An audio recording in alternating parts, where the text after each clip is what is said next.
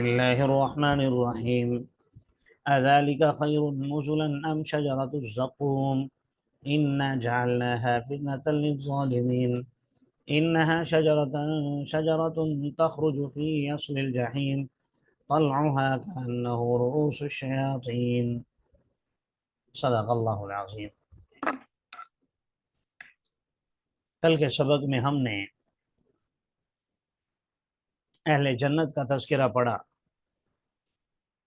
اور ایک اہل جنت میں سے ایک ایسے شخص کا ذکر بھی پڑھا جس کا ایک دوست جہنم میں گیا ہوگا اور وہ اس کے جہنم میں جانے پر پریشان بھی ہوگا اور دکھ کا اظہار بھی کرے گا کہ میں اس کو بچا نہیں سکا، بلکہ الٹا وہ مجھے گمراہ کرنے پر تلا ہوا تھا۔ تو پھر اللہ تبارک و تعالیٰ نے اہل جنت کی نعمتوں کا ذکر فرمایا کہ کیا کیا ان کے لیے ہم نے انعامات رکھے ہیں، نیچے نگاہ رکھنے والی بڑی بڑی آنکھوں والی حوریں رکھی ہیں، ہم نے ان کے لیے شراباً طہورا رکھی ہے، فلاں رکھا ہے فلاں رکھا ہے، انعامات کا ذکر آخر میں چل کے فرمایا لِمِثْلِ هَذَا فَلْيَعْمَلِ الْعَامِلُونَ، اسی کی مثل چاہیے کہ عمل کریں عمل کرنے والے، تاکہ کل قیامت کے دن وہ یہ سارے انعامات حاصل کر سکیں۔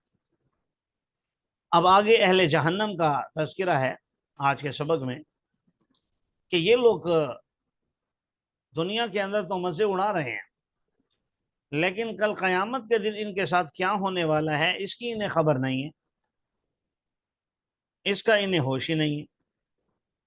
اس لیے فرمایا کہ ہم نے جن نعمتوں کا ذکر کیا ہے، بتاؤ اذالک خیر نزلا، کیا یہ ساری مہمان نوازی بہتر ہے یا زقوم کا درخت بہتر ہے؟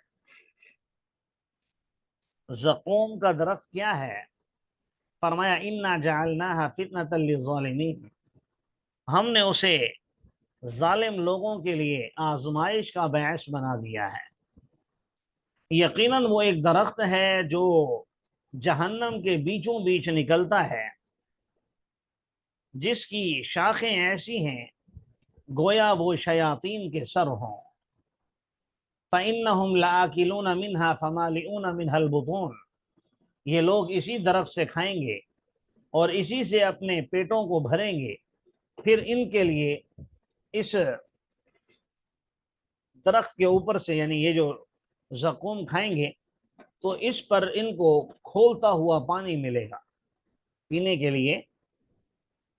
یہاں اوپر کہا آپ نے پڑھا ہے کہ اِنَّا جَعَلْنَاهَا فِتْنَةً لِلظَّالِمِينَ، کہ ہم نے اسے آزمائش کا ذریعہ بنایا ہے۔ تو کافر لوگ اس کا درخت کا مذاق اڑاتے تھے دو طرح سے۔ ایک تو ابو جہل وغیرہ، وہ جانتے تھے کہ سریانی یا عبرانی زبان میں زقوم کا معنی ہے مکھن، تو وہ کہتے تھے چلو اچھی بات ہے جہنم میں تم لوگ کہتے ہو کہ ہم جائیں گے تو وہاں مکھن بھی ہوگا، ساتھ آپ یہ بھی بتا رہے ہو تو اچھی بات ہے۔ ایک تو یوں مذاق اڑاتے تھے، اور دوسرا یوں کہ زقوم اگر درخت ہے جیسے یہاں پر ذکر آ رہا ہے تو وہ لوگ مذاق اڑاتے تھے یہ کیسے ممکن ہے؟ ایک طرف کہتے ہو جہنم آگ ہے، آگ کا نام ہے، آگ تو لکڑی کو جلا دیتی ہے،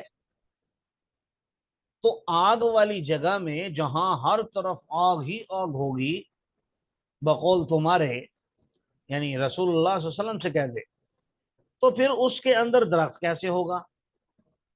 انہی باتوں سے یہ رسول اللہ صلی اللہ علیہ وسلم کا مذاق اڑاتے، اور کبھی آپ کو دیوانہ کہتے، کبھی آپ کو کہتے کہ آپ کی طبیعت ٹھیک نہیں ہے، کبھی جو ہے نا مختلف قسم کی یعنی باتیں بناتے انہی باتوں سے۔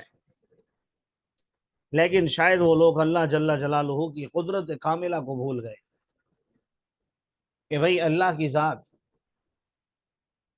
نے دیکھیں اب جنات کو آگ سے بنایا ہے اور انہیں آگ میں ڈال کے سزا بھی دے گا، تو یہ اللہ کے کام ہیں، یہ اللہ کی حکمتیں ہیں جو ہماری سمجھ سے نہیں آتی ہمیں، لہٰذا ان چکروں میں نہیں پڑنا کہ جہنم میں درخت کیسے ہوں گے، بلکہ یہ آزمائش کا ذریعہ ہے اس پر جو ایمان والے ہیں وہ اعتراضات کرنے کے بجائے وہ کہتے ہیں آمنا و صدقنا، جو اللہ نے بیان کر دیا ہے ہم اس پر ایمان بھی لاتے ہیں، ہم اس کی تصدیق بھی کرتے ہیں، باقی ہمیں کوئی نہیں پتا۔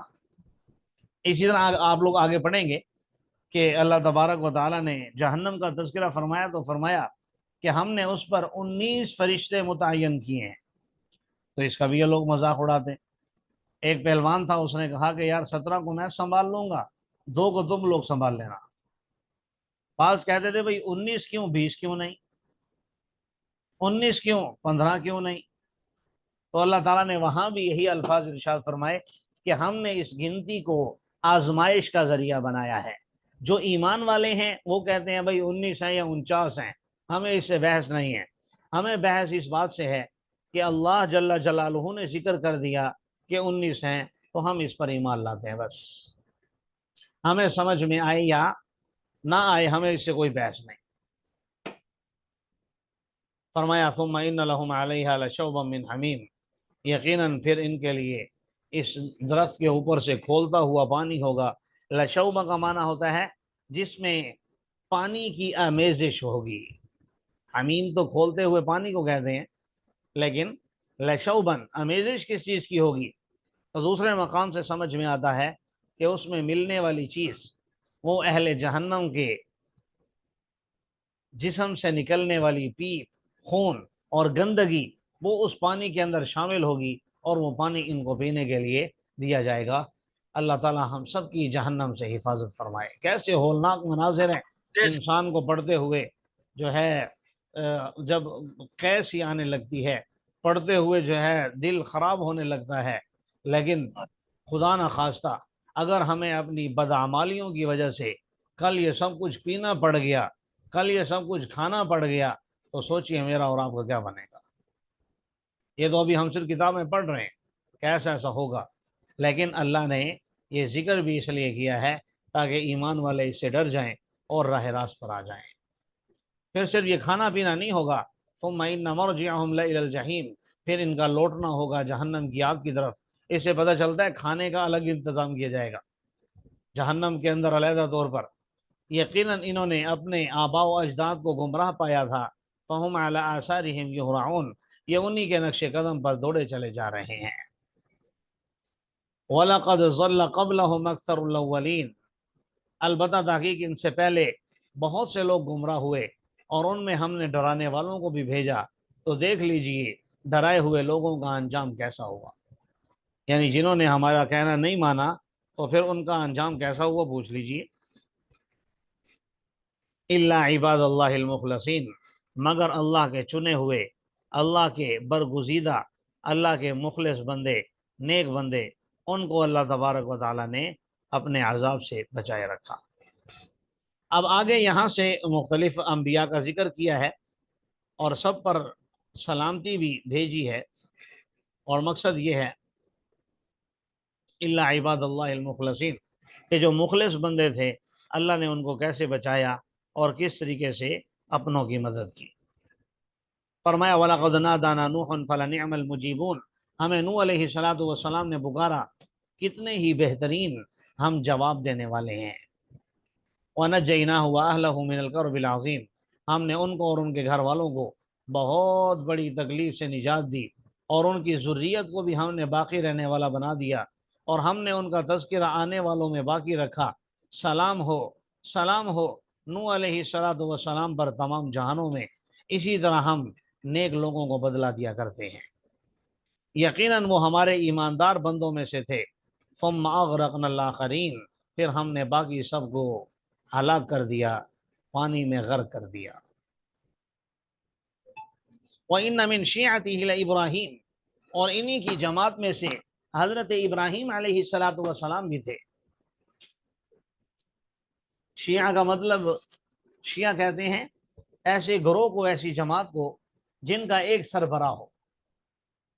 تو آپ جانتے ہیں حضرت آدم علیہ السلام کو، حضرت نوح علیہ السلام کو آدم ثانی بھی کہا جاتا ہے، کیونکہ دنیا کا سلسلہ ختم ہو چکا ان کے دور میں، پھر ان کے بیٹوں سے حام، سام، یافس سے آگے نسل انسانیت چلی۔ تو اس لیے حضرت نوح علیہ السلام کو آدم ثانی کا لقب بھی ملا ہے۔ تو ان کی جماعت میں سے، یا حضرت آدم بھی مراد لیں تو ان کی جماعت میں سے حضرت ابراہیم علیہ السلام بھی تھے۔ اب بس آج کل دین سکھانے والے بہت سے لوگ سوشل میڈیا پر آ گئے۔ سوشل میڈیا نے جہاں ہماری بہنوں کے سروں سے دوپٹہ اتارا ہے، جہاں ہماری عورتوں کے لباس کو نیم برہنہ لباس بنایا ہے، جہاں ہمارے لڑکوں کو آوارہ پاگل دیوانہ بنایا ہے، جہاں ہمارے بچوں کو پب جی اور اس طرح کے فضول گیموں میں اور کارٹونوں میں لگایا ہے، وہیں دین کا بھی اچھا خاصا بیڑا غرق کیا ہے اس موبائل نے، اس سوشل میڈیا نے۔ جس کا دل چاہتا ہے وہ منہ اٹھا کر بیٹھ جاتا ہے اور کیمرہ لگا لیتا ہے اور دین سکھانے لگ جاتا ہے۔ تو ایک موصوف کافی مشہور ہیں، انجینئر صاحب، غالباً جہلم والی سائڈ کے، تو وہ کہنے لگے کہ دیکھو حضرت ابراہیم علیہ السلام تو شیعہ تھے۔ بس ایسے ہی آج کل کے رافضیوں کو اور شیعوں کو خوش کرنے کے لیے، صرف ان کو خوش کرنے کے لیے یا ان سے پروٹوکول حاصل کرنے کے لیے، پیسہ حاصل کرنے کے لیے، یہ بدبخت اس طرح کی باتیں کرتے ہیں کہ حضرت ابراہیم علیہ السلام بھی شیعہ تھے۔ اور میرے بھائی، ابھی غالباً 1-2 دن پہلے کی بات ہے، شاید پرانی نہیں ہے، سندھ میں، حیدرآباد میں، کراچی سے پہلے جو آتا ہے، وہاں پر حضرت عمر رضی اللہ تعالیٰ عنہ کا پتلا بنایا گیا ہے۔ ان کا پتلا بنا کر انہیں اس پتلے کو جلایا گیا ہے سر عام، اور اس طرح کی حرکتیں کی گئی ہیں۔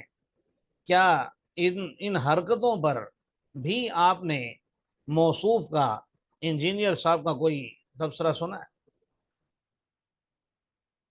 کوئی اس پر بھی آپ ان کی طرف سے کوئی احتجاج کیا گیا ہو؟ نہیں۔ لیکن وَإِنَّ مِن شِيعَتِهِ لَإِبْرَاهِيمَ، حضرت ابراہیم علیہ السلام شیعہ تھے۔ اللہ تعالیٰ آج کے تمام فتنوں سے ہم سب کی حفاظت فرمائے۔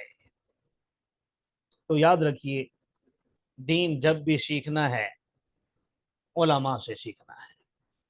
مسجد کا امام اگر آپ کی نظر میں 2 نمبر بھی ہے، تھوڑا سا گڑبڑ کرنے والا بھی ہے، کوئی بات نہیں، آپ کی بنسبت برحال وہ زیادہ نیک پاک ہے، اللہ والا ہے، دین اسی سے ہم نے لینا ہے، یا اس سے نہیں لینا تو کسی اور عالم سے لے لیں۔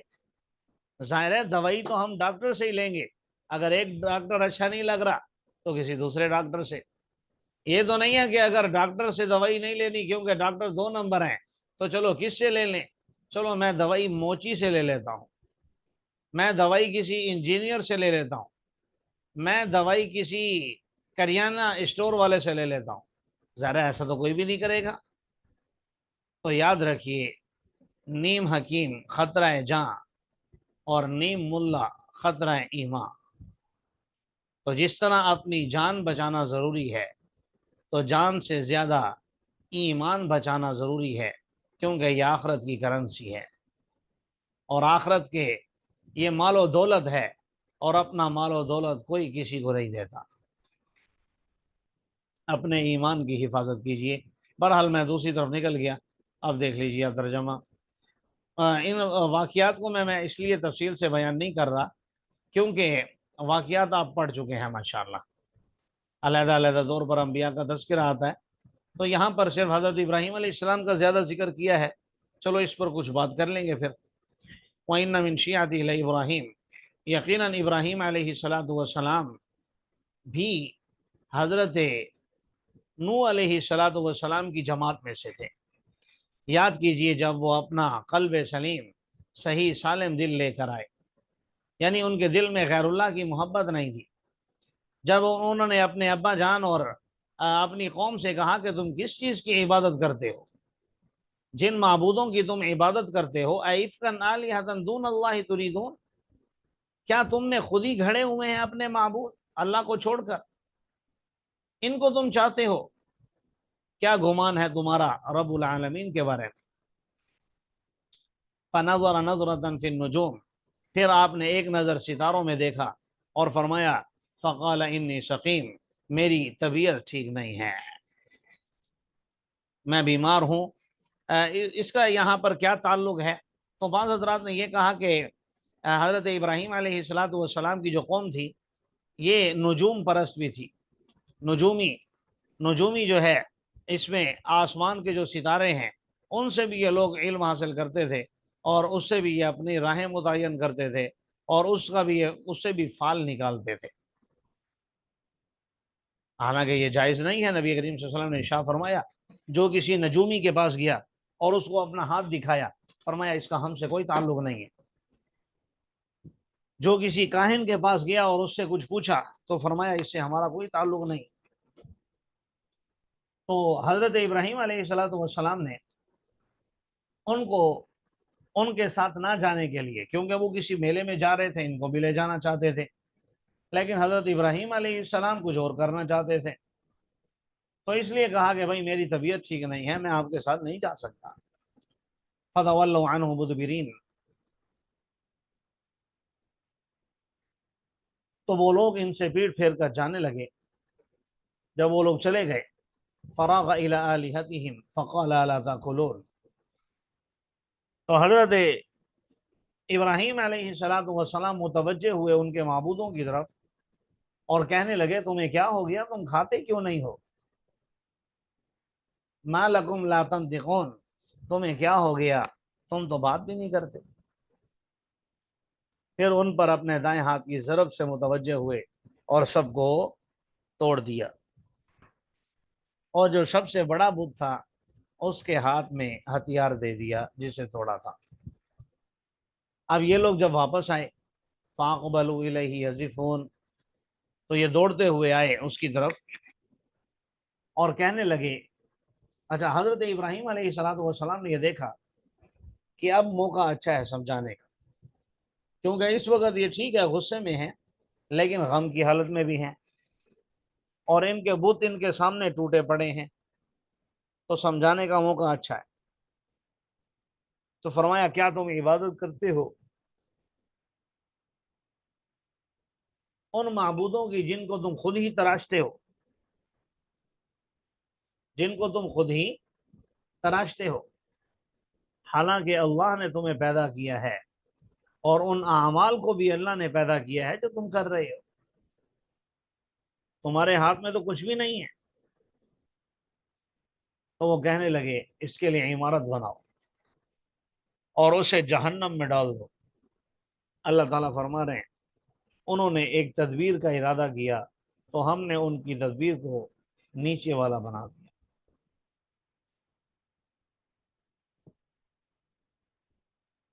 حضرت ابراہیم علیہ السلام نے فرمایا انی ذاہب الی ربی سیہدین، یقیناً میں اپنے رب کی طرف جا رہا ہوں، عن قریب میرا رب میری رہنمائی کرے گا۔